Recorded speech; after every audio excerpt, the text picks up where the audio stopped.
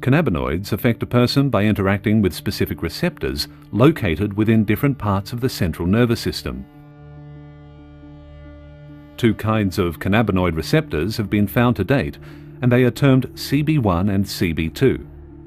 A substance termed anandamide was discovered in 1992. Occurring naturally within the brain, this substance binds to CB1 receptors.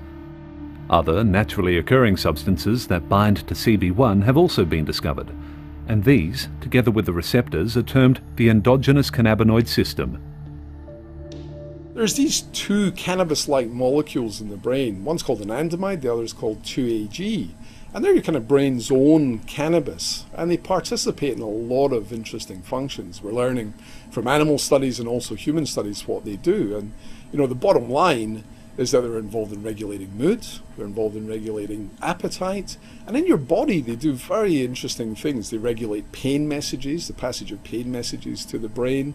They're also involved in the regulation of body weight, and there's cannabinoid receptors actually in your fat tissue. So the whole of your fat metabolism seems to be regulated by cannabinoids too. Another very recent finding is that cannabinoid receptors regulate bone density. So there's another very, very important function that these endogenous cannabinoids are involved in. They're everywhere, and they do just about everything. Research has yet to determine if the use of cannabis causes cognitive impairment. There are serious concerns about the potential effect of cannabis use on memory and learning. The effects will depend on the age of initiation, quantity, duration, and frequency of use. Traditionally, we measure memory and learning in cannabis users by administering a list of 15 words that we ask people to repeat back as many as they can remember. And we do that over a series of trials so that we can look at learning.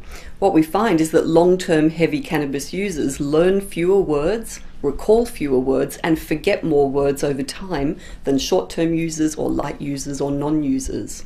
Now, when we applied the most advanced techniques in high-resolution brain imaging, we found that long-term, very heavy cannabis users showed a reduction in the hippocampus, which is a specific region involved in memory function. And this was dose-related.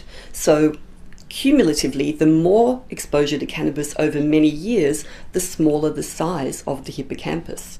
The consequences of a reduced hippocampus are likely to involve impaired memory function.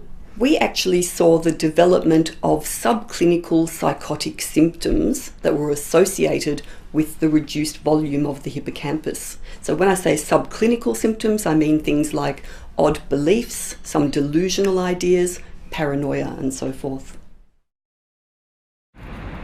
I know cannabis has got THC and CBD inside of it. It's two counteractive chemicals. Basically, THC is a psychotic effect, causing people to get, well, like he was saying, paranoia.